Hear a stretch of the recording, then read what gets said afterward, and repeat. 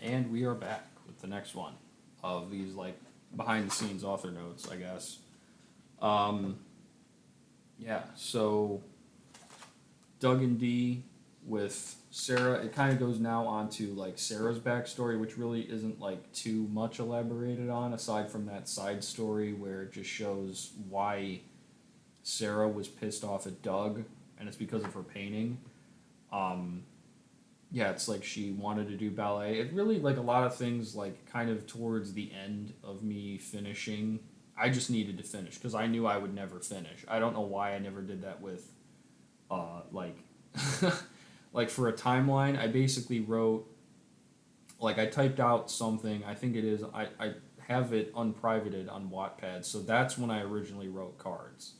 Then I like drew out cards. I wrote out like a little quick thing for card 0 and then I like physically wrote this over the span of about a year, probably more like I was about to say to 2 years, but more like a year and a half to like 0.75, somewhere in that range, because I just never had mechanically done all this stuff. And it really started off with like I was drawing about 1 page, 2 pages, and then it just started like I would literally like at Addict one, I literally drew in like a night. I mean, that's just almost insane to go from that level of production. But you kind of need to train your hand muscles too. That's not something that just randomly comes out one day. You know, it does take a lot of grit to be able to keep on keeping on. It's not like you can just do it in like 5 seconds. You know, no one can just randomly start writing like that. So it just shows her backstory, how she, uh, you know, does all this. Oh, so this is actually a nightmare I had. That this is why this is something that's really like really freaky. So I had a nightmare where I was, and again, this is stuff that's inspired by real life, but this does fit into this like hallucination esque sequence. So I had a dream that I was like running through this corridor, and I don't normally have nightmares because I'm one of the few people. I don't know if it's like really common, but I know when I'm dreaming. So I can like regulate that where I'm really not like all like oh man I know like I can tell myself in my dream. It's very crazy. It kind of has gone away as the years have gone by. Maybe that's only something you can do when you're younger. But like I would literally program my dream what I wanted to dream about for at least while I was conscious for like a little bit. And then when you fall into unconsciousness, it doesn't really like matter. But it's like for the first part, yeah, I control what's going on in my brain when I sleep. And then sometimes when I woke up or when I'm mid dream, like I will like randomly, it's not very frequent, like control what I'm dreaming about. Or I used to dream that I would fly.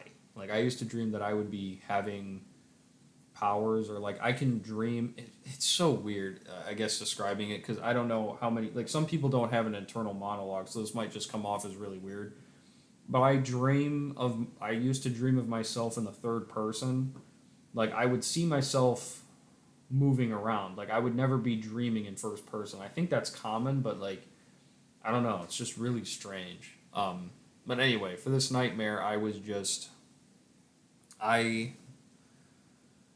just running and then I was running through these like really crazy corridors, like almost like a castle, and I just kept running and running and running and running, and then for some reason I pulled out a gun. I don't know where it came from. I basically wrote it like as is down on a piece of paper so I'd remember it to write it later because it was pretty interesting. Then I like fall down or I blink or something, and I'm just on this bed. Like if you're just imagining, like I was literally in the center of the bed, and it was an absolutely huge bed. Like we're talking like unnecessarily big. It was like 10 times bigger than me, and on all four corners were these people that were dressed up in these like wires, something like that. I guess it's akin to like bondage gear, but it really wasn't. It was just so weird to see them like with their hands crossed behind their legs and their legs all, and they just started scooting towards me. And it's like it literally in my dream anyway. It panned up to my face as all of them like removed their like clenched up hands like this and just started touching me and I was like, no, no, no. Like I literally they like grabbed my face in like the corner like for Sarah, they would literally be grabbing like her entire face like that and like pulling at her. And then I woke up and that was like the most freaky thing. Like I can still remember the fact that I literally was unable to go back to sleep. I could not. My brain would not let me go back to sleep, which is so weird. It's so atypical of like most dreams that I have. I don't really even dream anymore for whatever reason. Ever since I've been like for the last 2 years, I would usually wake up and remember what my dreams were about. I really haven't been dreaming to be honest for the last few years. It's not like it really diminishes my creativity, but it's like yeah, really crazy. Really crazy dream. But yeah, just them scooching up, like I can remember it vividly. Like it really freaked me out. But yeah, anyway, Sarah got yeah, like that. Something like that. She's getting sliced up, which is different from how my dream was, but she wakes up. She's exactly like Doug now. Um, this is kind of just a cool symbolic thing where she's basically just betting that she still needs to go out with Doug for a month or a week or whatever. And even when she does this, even when it should be like literally the easiest layup in the entire world, she still messes it up, and that's just something that's just so cool, dude. I love that. I love that she basically turned herself into that for nothing, and it's like it is an interesting dichotomy now, though, too. It's like this is at the point of the story where Doug basically just has to make a decision about who he wants to be with, and that's something that is an important part in your life, where it's like, you know, who do you want to be with for the rest of your life? You know, who do you want to be with? You have like two decisions. It's like, you know, you have a decision between two people. Who do you want to be with? Like, you know, and it's like Sarah's feigning all of this anyway, so it doesn't really even matter because she was never going to get with Doug being the way that Doug is. Um,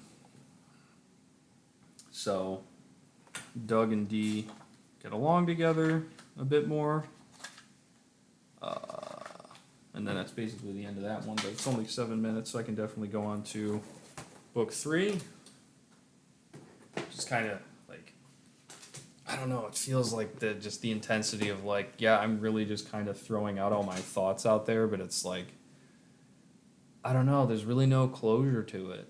I know I said that multiple times in this video, but it's like, it's just such a weird feeling. It's like getting to a game at like night, it's like it's like you have a movie with so many different.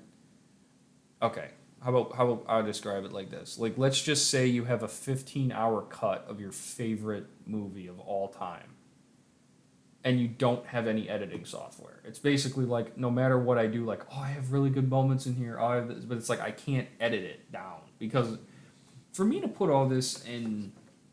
That's why I did this in the beginning. Is like I literally don't have the ability to. I would have to pay somebody because I could not do it. But even then, all of these photos and all of this are like so just. I can't. They're not. The backgrounds are not good. The format isn't good. I couldn't do it. You know, -1 is the first project I did where I actually had decent paneling.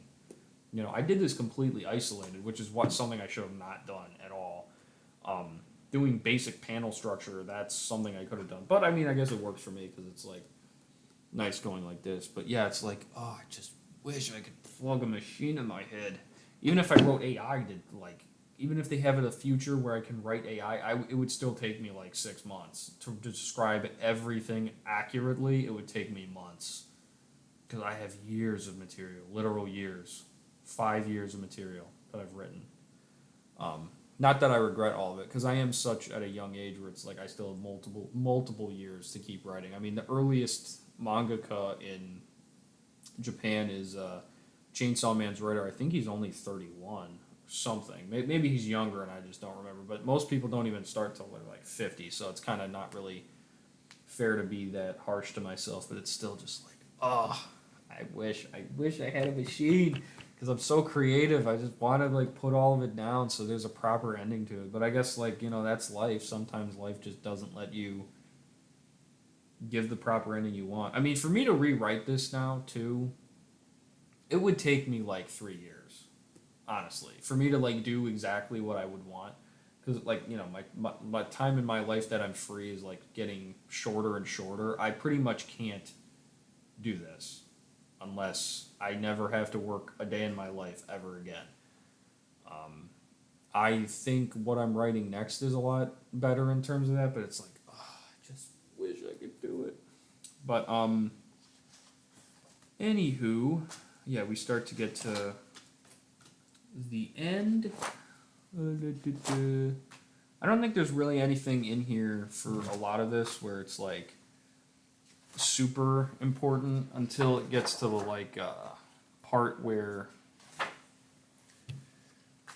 like Sarah finally goes to the mall and then it just shows that she wants to get with Doug and then that finally brings into like the love triangle aspect of it where I do actually like romance stuff, believe it or not, as a guy that seems very obtuse in most situations, but I do really like romance books. Like there's like some sort of primordial thing, and especially like I said at the time of my writing this, I didn't have anybody, and I was literally like with COVID. I mean, I didn't have a girlfriend for like 4 years or 3 years because I really couldn't go out anywhere where I could find anybody because everyone was literally in their home, and I'm kind of like an old man in a lot of ways. I don't have any social media. I think online dating is kind of dumb. I did try online dating, but it's like I can't.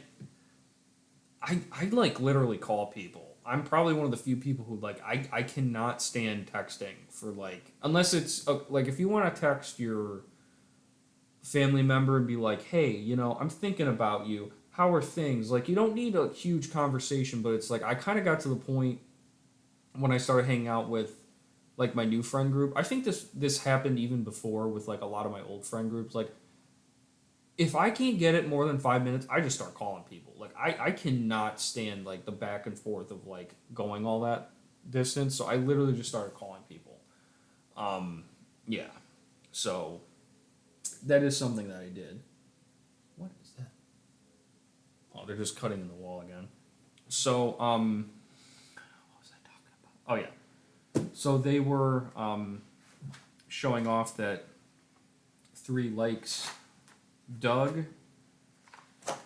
Yeah, it's just irritates me a little bit. It's like it is closure though. At the end of the day, this whole series is like closure on.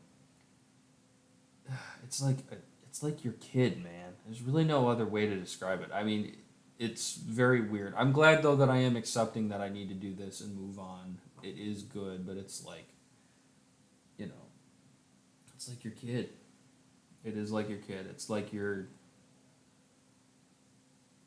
I don't know. I wouldn't say that it's like if your kid died because that's very like stupid to compare it to that. But it really is. It's like you can never accomplish what you set out to do. I didn't accomplish what I set out to do, and I spent a lot of time on this, so it's kind of a bit different. But anywho, yeah. So this is where.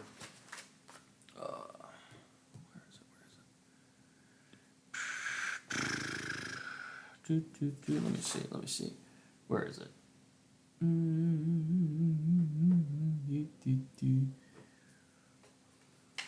Come on, come on! I gotta find it.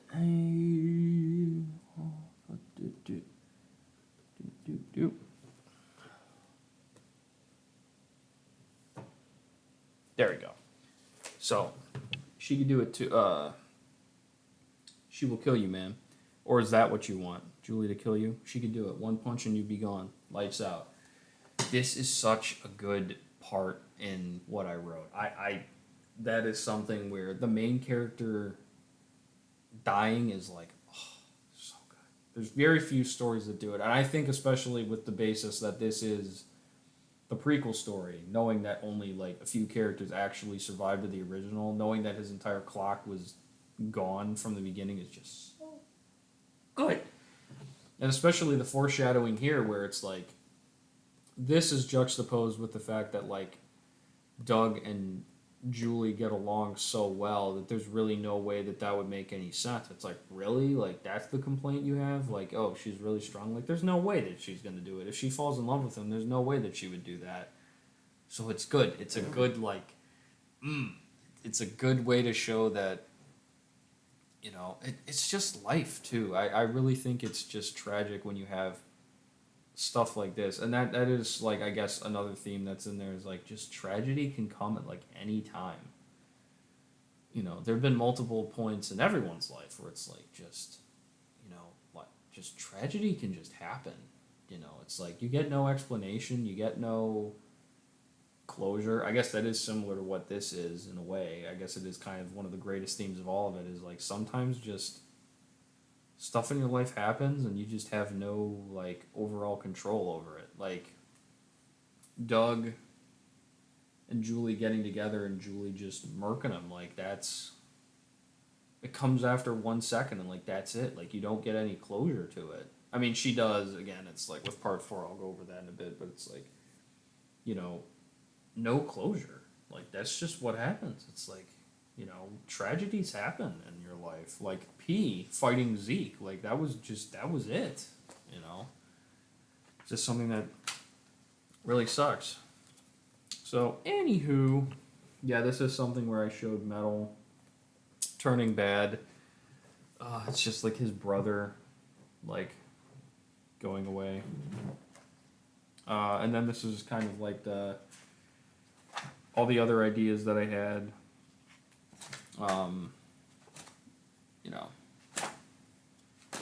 Oh, here's Boom. Yeah. So, that's Boom right there. He is the protagonist of Cards 1. And then part 2, like, because again, it's a double prequel, actually. But the story that I have for Cards was always the original. I just made the sequel, and I kind of called it that. It's a whole mess. Anyway, oh yeah, the like scene of Doug and Dee getting it on was really cool. I really liked that, especially like, where was it? Here we go. Oh yeah, like him running around being totally tapped out because they went at it together, because Dee's ability is resistance, so it's like she can't even like really do it unless you really push her to not like push her to like actually unconsciously stop her ability for a second. Like, he literally was doing this for like 7 hours, dude. Because in the beginning it's kind of like, he's just kind of he really wants sex, so he's like really crazed for it. And in terms of that, he didn't get it throughout the entire time. But when he finally accepted who he was, that's when he finally started receiving. And that's actually something that did happen to me in life. It's like, I was kind of just really in a bad place, and then I was like, you know what? I'm gonna start going to the gym. I'm gonna actually like take control of myself, and I actually started looking pretty alright. And then like 5 months later, I actually met my wife, so it did work out. But it's like, you have to really, like, you have to kind of just accept that sometimes stuff doesn't happen. It's kind of hard. You really, I don't know. I won't get on a tangent about that. But it's like, yeah, it's really nice to see him actually get something really good. Because again, I mean, the amount of sweat that this man, I was like, dude, he should literally be sweating. And you can see his hair. You can see his hair bulbs are flipping down because he literally has so much sweat that it's like impossible for him to do that. So, like, especially like, all my ancestors are proud of what I've received. Like, that's just so, like, obviously he's like completely tapped out. And going back a little bit, because with like Sarah, she just really wants to win him over, and that's like something I don't like. I kept rewriting like that specific part because I do like romance, and I did really fall in love, quote unquote, with all the romance that I wrote in here. But it's kind of just like not really, just kind of cringy after a while. If you keep writing it, it's like way too much. I wrote a lot of romance stuff. Anywho, yeah, D also showing a bit of maturity was really nice because it, again, juxtaposes the fact that in a little bit it's going to be lights out for Doug. So that's kind of like really bad. Anyway, Oh, Doug having the MP3 players, that's just something I use on the new Canon because I kind of want to get to Z's chapter. It's 20 minutes. I think I'll just cut it right here. Makes it easier.